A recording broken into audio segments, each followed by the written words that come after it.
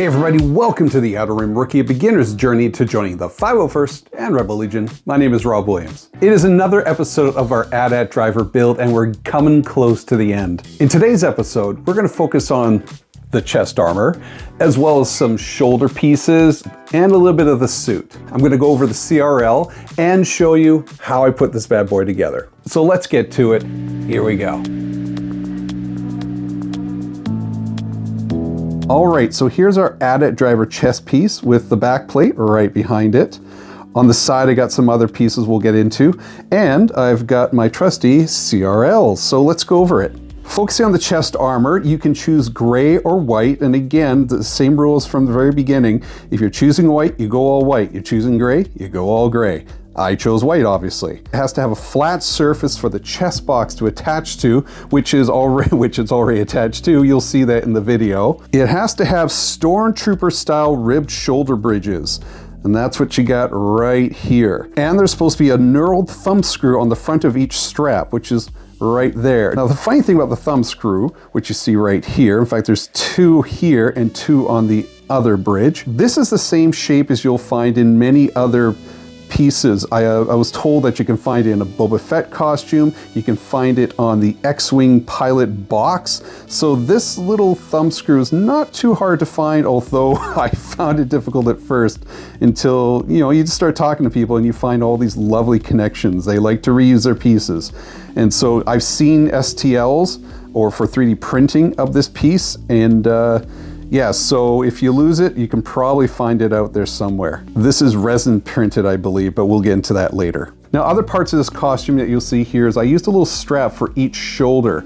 It just makes it rest on the shoulders nicely and takes the weight off of the bridge. Most AT-AT drivers have this, and it's a very useful idea. You'll also see down at the base here, a black strap. Many people in the 501st like to build a costume that is so accurate that it looks exactly like what you see in the movie. In this case, we call it the Spearhead Initiative. A black strap here is one of those things that might be useful. I might not have the right thickness, but you do see a black strap in the original photos. It is great to have a strap on the waist so the front doesn't keep flapping over and it keeps the shell together. So I strongly recommend it. I've seen people have a white one, a light gray one. I chose black because it's more closer to the original. Now for the back armor. Again, white goes for white armor, gray for gray armor. There's a circuit board detail plate on the rear of the back armor. That's all this here. It looks like a circuit board. We won't go into too much of the detail. I would strongly recommend that you take a look at some of the original photos and what other people have.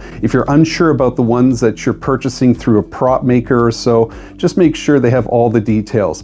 One of the things I learned is that these little circles, triangles go at the bottom. There's also this little section here. I'm missing the lid. It fell off, but that's okay. I'll put it right back later. But this looks like one of those magnifying glasses that you see for botanists or such. And then again, you'll see that the bridge will come over the shoulders and attach to the top of the armor. Now, one thing you'll notice is I've added some lining to the chest armor front and back on the sides here and around the neck. The same for the front piece. I felt this made it look really nice. It added some detail. I saw most AT-AT drivers doing this. It also hid a lot of the errors along the side when shaving it down or sanding. It looks nice. It doesn't dig into you, especially around the neck pieces here. So I would recommend doing that. And again, you'll see that in the video. It's not a perfect job, as you can see, but it's pretty darn good. I gotta shave off some of that glue there. Now let's talk about the jumpsuit. We didn't get into too much detail when I showed you the jumpsuit originally, but the jumpsuit, or flight suit I should really call it, one piece, light gray. Whether you've got gray armor or white armor, the flight suit itself is light gray. You have a mandarin collar at the top right here. You have all these details. I would strongly recommend you check out how the pocket should go, where the compad pocket should go. My best suggestion is check out Wampaware. They are built to specs, and you'll see a number of other people. I believe an ATST driver has the same style of jumpsuit. I'll save a lot of the details, but check out the CRL when it comes to exact measurements if you're that type of person who wants to sew it together as such. Now the shoulder armor is gray if you're gray armor, white if you're white armor. And they're the Snowtrooper style shoulder armors, except they're flipped. the bell or the little studs here at the top, whereas a snow trooper, it's flipped around. Now make sure you sand it as close as possible, right to the edge. I used Velcro for mine, but I know some people use Velcro as well as a little snap or such. Again, in the video, we'll get into more detail on that one, and it goes right on the shoulder. This stays on really well. I'm quite happy about it. Now, as for the ejection harness, I have talked about building this in a previous video. You can attach the ejection harness to the flight suit or to the Armour. I chose the Armour. It's a lot easier that way. It's your choice. It's how you feel comfortable. All right, so there's everything. Let's show you how I put it together. All right, so step one, we're gonna have to trim the Armour. I used some scissors and X-Acto knives. I also sanded it down a bit, but I wasn't too concerned about it being completely smooth because I'm going to put some liner on most of this piece.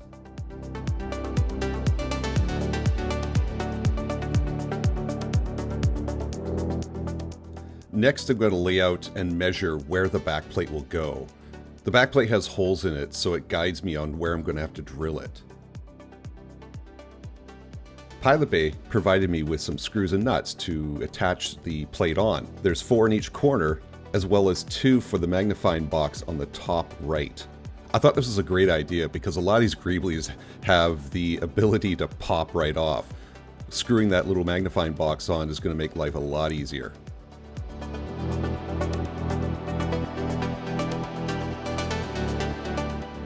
Now I have to lay out the holes for the chest box. I did this part early in the build just so I can make sure that the box is ready to go as well.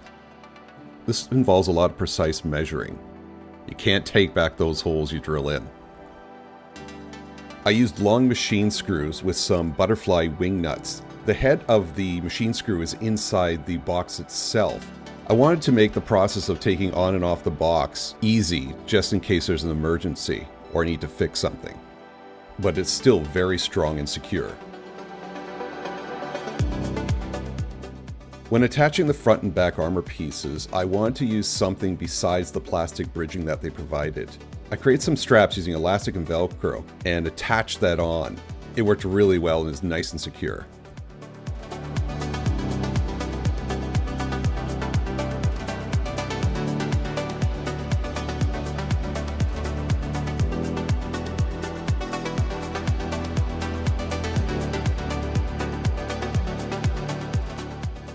I did have to do some remeasuring and readjusting, but it was a quick fix and it fit well. By far, the most frustrating portion of this build was the fact that the Armour from Walt's Trooper Factory was too thin in the neck.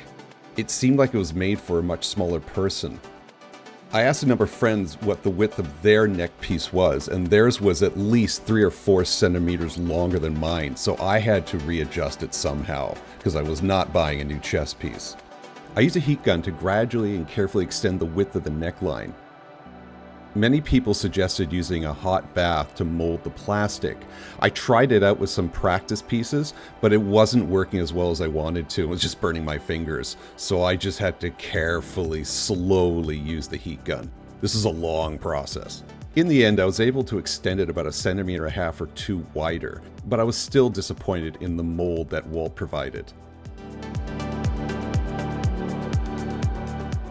And finally, I used some black elastic with Velcro to attach to the waist. This kept the Armour piece from flopping forward. I've seen other troopers use white or light gray, but black is totally acceptable. Just like I did with the helmet, I added some lining around the Armour piece. I used some weather sealing for doors, which is relatively inexpensive, and attached it around the neck as well as the arm pieces, but not the waist. It did not need it there. It just adds some comfort, especially around the neck and shoulders, and has a nice little look to it. When it came to the plastic shoulder bridges, this was a little bit tricky. The mold I was given was very curved and did not fit properly around the shoulder. So to make it fit better, I used a heat gun to flatten out the curve. Again, you have to be very careful so you don't blister or warp the plastic. So as I'm working through the straps and trying to figure out how to put it together, I go to look for the little nuts at the top there. And I can't seem to find them. And I went through the bag of Greeblies that still have to be attached or that are left over, and they're not there. And I'm thinking, where'd they go? Did I lose them? So I went back to my old video to check to see if I actually got the little nuts that go on top of the strap. And as I watched the video, the unboxing video, they weren't included. Either Pilot Bay or Walt forgot to add the nuts that go on this strap. So I am now hooped. I had to go back to this old garbage bag that was sent, and I was able to find 4 of them. They look like... So I gotta figure out how to turn chicken into chicken salad here, because this is all I've got left. They're ugly. I'm gonna have to figure something out, but this is all I got left. And I do not want to buy more stuff. I'm getting very frustrated with this whole process because I'm just finding the quality of work that I paid for sucks. So after getting that out of my system, I decided I'm going to have to shave down the edges a little bit. It's not going to be perfect, but I'm going to have to hide as much as I can. So I'm going to be doing a lot of sanding and a lot of spray painting.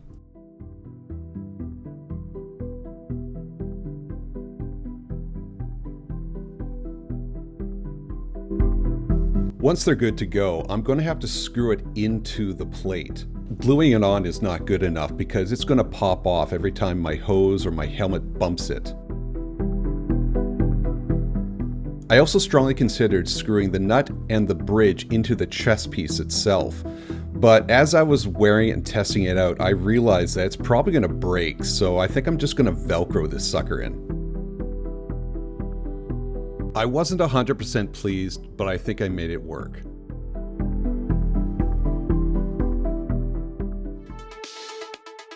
Now it's time to turn my attention to the jumpsuit or the flight suit. Like most flight suits, I like to put a stirrup in there to keep it pulled down within the boot. This was an easy fix.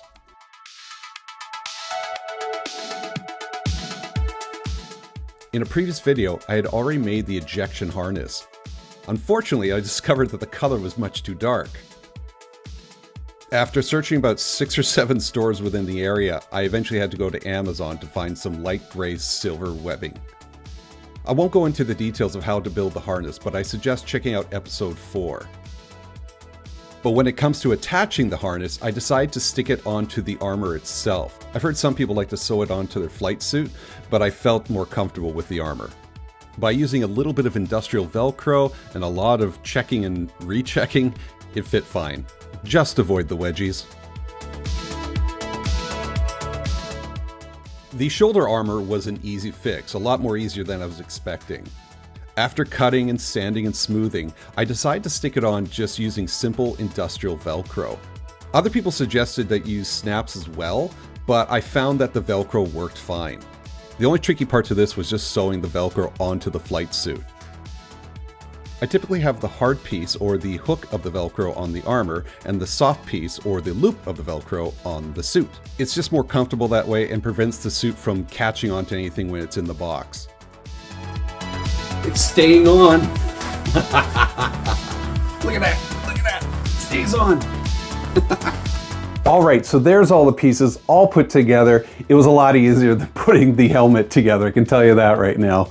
There were some challenges, were some frustrations, but I'm pretty happy, pretty proud of this. All right, got a couple more episodes still to go. Next episode, we're gonna focus on the tubes. Oh my goodness, the tubes. That was a challenge. Next episode, we'll show you how I put that together, as well as the gloves. I'm gonna tell, that's a quick one. Talk about the gloves, and probably get into the padding of the inside of the helmet. And then we're done, we're done. So hope to tune into that one. Thanks for watching. Don't forget to like, don't forget to subscribe, help the channel grow, and please don't forget to check out the Outer Rim Rookie Facebook site. It's got some great pictures and detailed and diagrams if you're building an AT-AT driver costume yourself. And if you are, please, I'd love to know. Let me know down below if you're building one or how yours is going, or did you finish it? All right, thanks for watching. We'll talk to you later. Remember, Armour is built on hope. Bye.